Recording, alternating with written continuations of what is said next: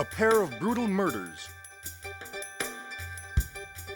A tissue stained with blood.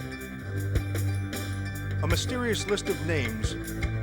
And a rural eccentric apparently gone mad.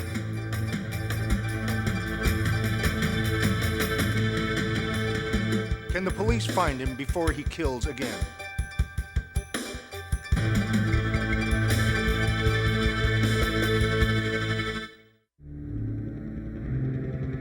Enter the world of forensic science, the science of crime, where a suspect's guilt or innocence can hang on a single piece of evidence.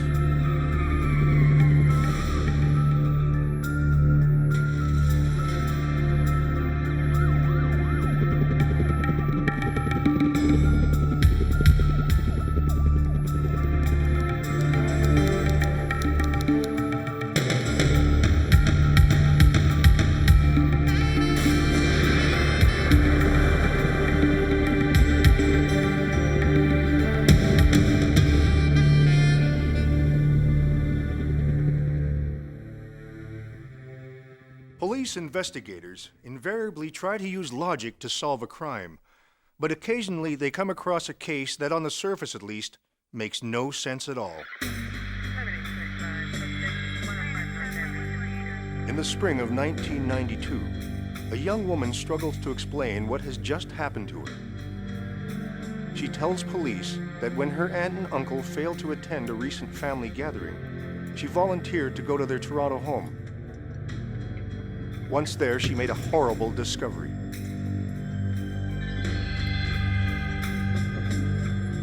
The cause of death for Derek and Julie Palmer is anything but natural. The homicide squad is called in. Doug Grady is the lead investigator.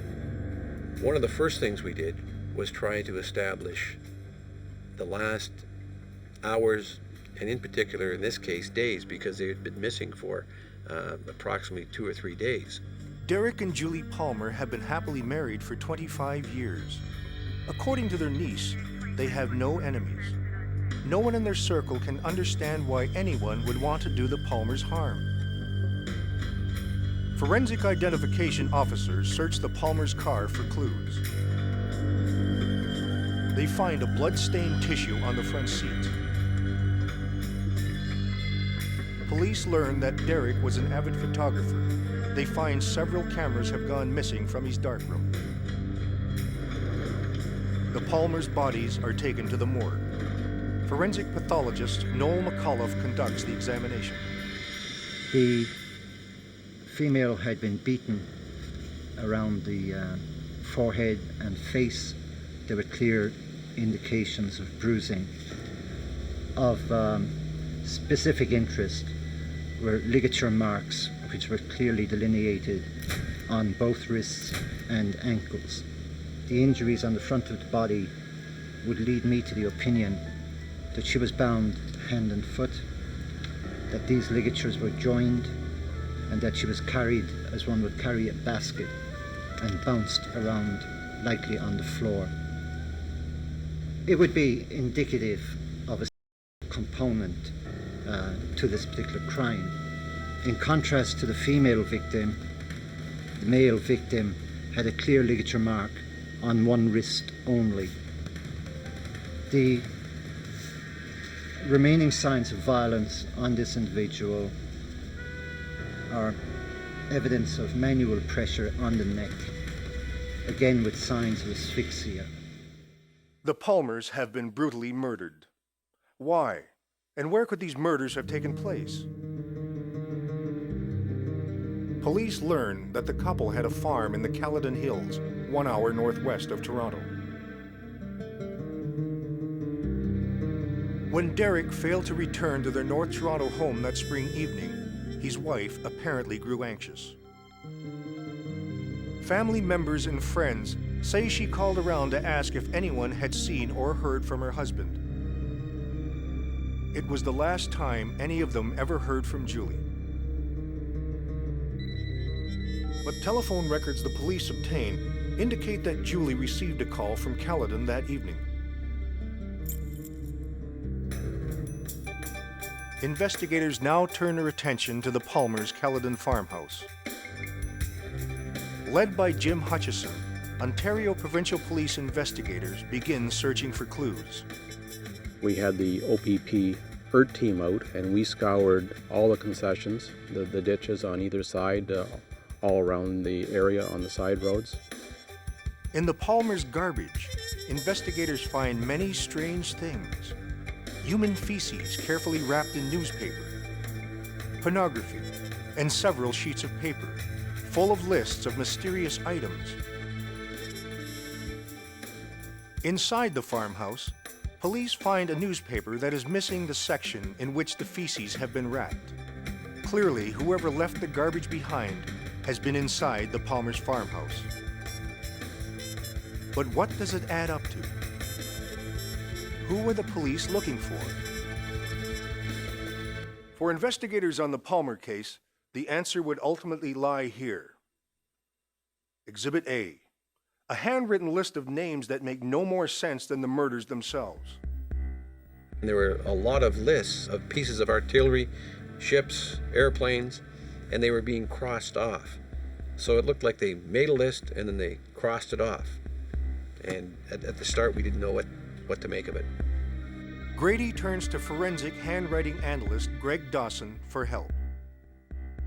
It's just a list, a series of numbers and dates, and it's all kind of wartime thing. A lot of it was dated from 1938 to 1946, and then it would list the military hardware of the Allied and Axis forces, and dates and months, January to February, 10 months, and it says 20Z SO6C. I have no idea what any of this meant. Disturbed by the brutal manner in which Julie Palmer was killed, investigators asked behavioral profiler Kate Lyons to develop a profile of the murderer. So then you're starting to consider, is this someone who is sadistic towards their victims? The manner in which she would have been treated when she was tied, that would have been excruciatingly painful. So certainly there was indications very early on that this woman would have been in a great deal of pain prior to her death.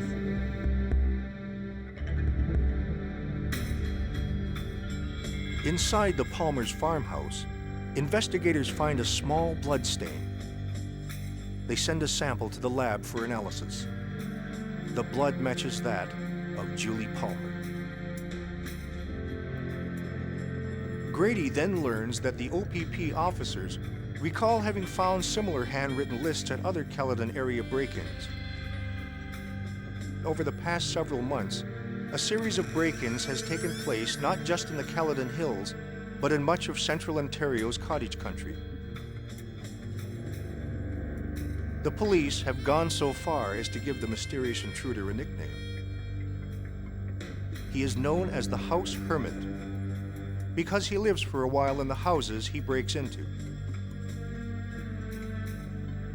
In the past, the house hermit has always run off when discovered. Is it possible that he has turned into a killer? Doug Grady and his investigative team have to find out. Whoever has been breaking into cottages in the Caledon Hills area has been living in those cottages for weeks and sometimes for months at a time. The house hermit makes a practice of stealing valuable knickknacks and guns whenever he can find them. In all these sites, there were artifacts that were brought together. Valuable coins, little trinkets that the owners of these places couldn't account for. In the cottages where he was surprised in, there was quite a bit of stolen property, plus feces and the wraps and urine in bottles and the writings that were there common to all the locations.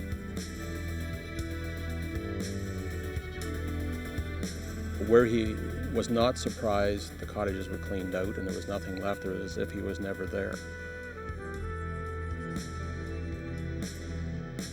As details of the Palmer murders reach the public, fear of the house hermit grows, both in the Caledon area and beyond.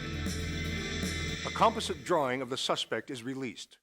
Police receive hundreds of phone calls, but no leads. Grady knows he has one more card to play. The one thing we knew we had that was our suspect's identity was the handwriting. the list, that was something we knew, and we were all convinced from the investigative side that this was the one way to identify the person. Grady decides to have a copy of one of the lists published. We got one phone call. That's all. One. Sometimes one phone call is all it takes. An artist living in Barrie, Ontario, tells police that she recognizes the handwritten list. She believes that it belongs to a local antique store owner, who was at one time her husband's business partner. She identifies the writing as that of David Alexander Snow. She's known him for a period of time because her husband and David Snow were in business together, taking down timber frame houses and reconstructing them in other locations. She recognizes the writing because she had seen many different pieces of paper with that same writing, the same lines of military equipment. The artist has no idea what the lists mean, but she is certain that David Snow wrote them. Because Snow is an antiques expert, police can now see why the robberies always seem to involve the theft of valuable objects. The Barrie artist says that while David Snow's life was never easy, things really started to go downhill for him in the fall of 1991. Snow's antiques and restoration business foundered. He wrote several bad checks. When fraud charges were laid against him in October, Snow simply vanished. Around the same time, the house hermit began to make his presence felt in the Caledon Hills. When police execute a search warrant at Snow's abandoned home, they find many other lists of military equipment. Forensic handwriting expert Greg Dawson is now called on to prove that the handwriting of the Palmer's murderer, the house hermit, and David Snow are, in fact, one and the same. The O you see is written small, smaller than all the other letters. Now that in itself isn't unusual. Most of us, a lot of people write a smaller O than other ones. But you see how high the end comes up. The terminal stroke of the end comes up high. You see it's doing it over here and here. The shape of the E, okay, the same shape as this one. It's a three-stroke E. A significant number of cases that I do, I am unable to express any conclusion at all. Sometimes we can give a positive. This is definitely in a positive. It's a very strong identification. It's about as strong as I probably ever had. Armed with this knowledge, investigators now return to the Palmer's farmhouse. Here they find another clue, an address book. In it, David Snow's name and phone number are listed. From the Barrie artist, police learned that Snow coveted the Palmer's barn. He once had dreams of dismantling it for his business.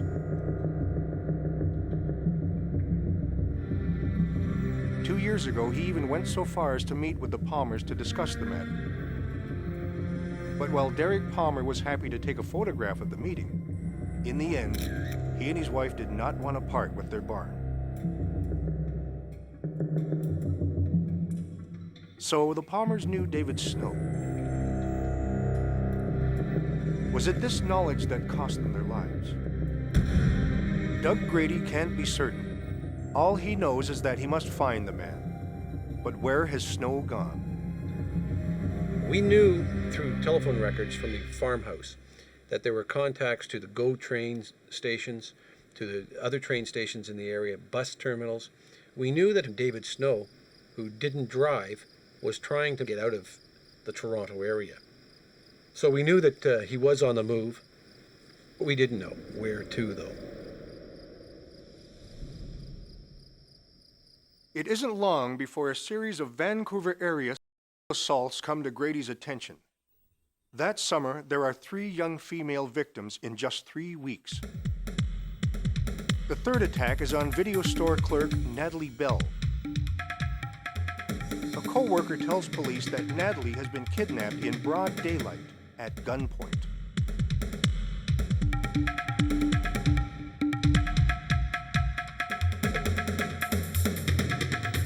Acting on a hunch, two local officers decide to check an area near Mount Seymour, where local car thieves often dump stolen vehicles. But the officers have no idea what lies ahead of them.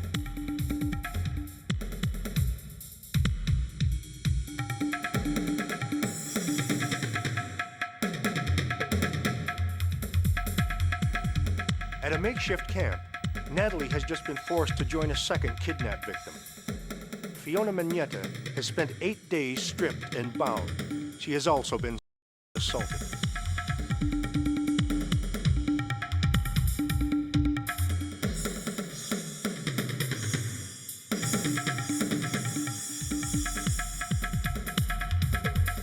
Hearing the officers approach, Natalie's assailant flees.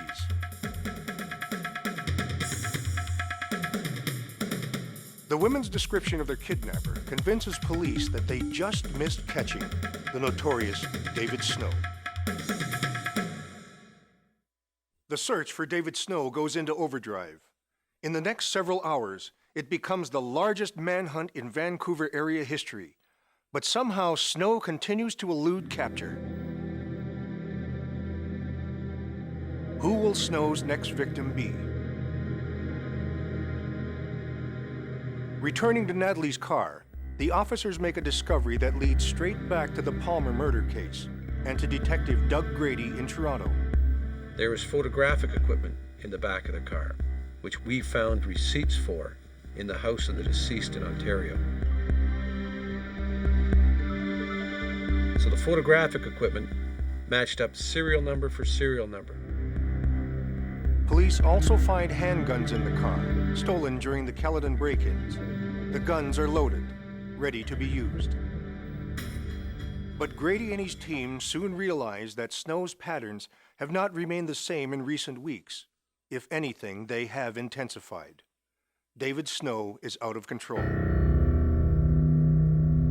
I think the most indication we have about Snow's interpretation or what his likes and dislikes in relation to the opposite sex were clearly demonstrated in his crimes in British Columbia.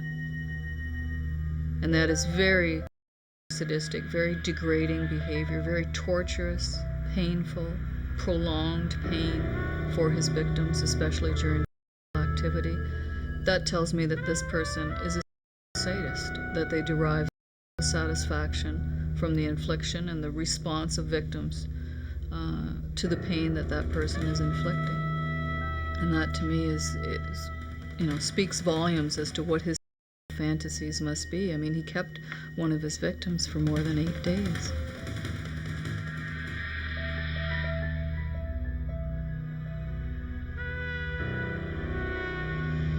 In the afternoon of July 12th, Eva Spielman is closing up the Evergreen restaurant in North Vancouver where she works.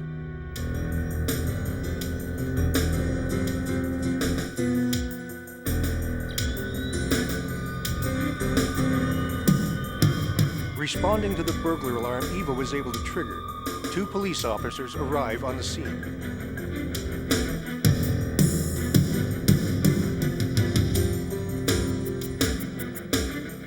Eva fights for all she is worth, but she is no match for the larger Snow.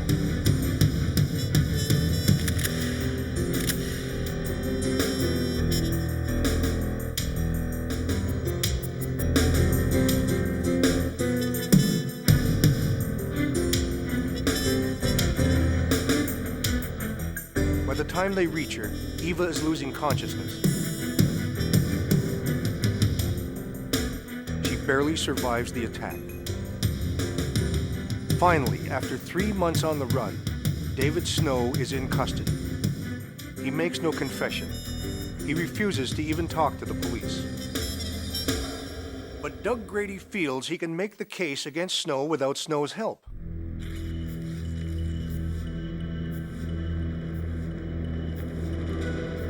Grady now has his murder theory.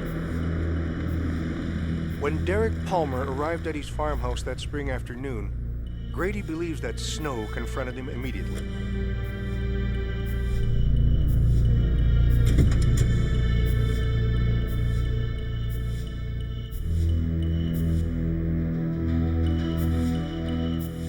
After beating and binding him, Snow then forced Derek to call his wife in Toronto.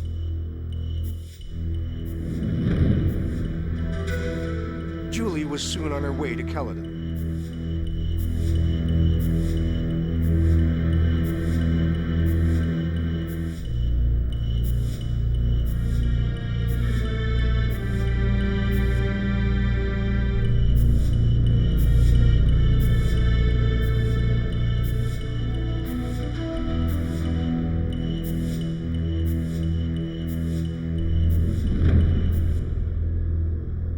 Snow killed Julie at the farmhouse.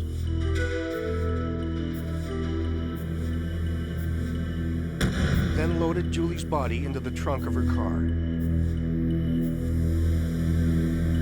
and forced Derek to drive him to Toronto.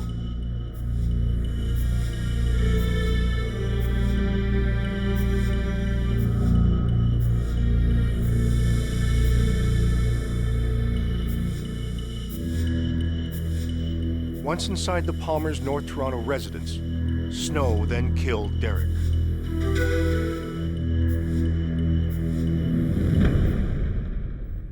To seal the case, Grady now tries to link Snow to one more piece of evidence. The final piece of evidence, that was the best piece of evidence, was the bloodied tissue in the front seat of the deceased car in Toronto. Police send a sample of Snow's blood to the lab. They get a match. And that's what ultimately convicted him of the murder of the couple in Toronto. In my opinion, he killed the Caledon couple because he assaulted in his own way the deceased female. And he killed the male strictly for domination and to eliminate a witness.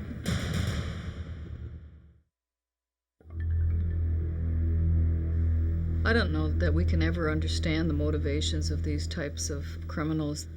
Their sadistic nature, their cruelty, their degradation of women in particular. I don't know that we can understand that type of person, but certainly in order for a community to be safe, that person needs to be off the street and behind bars.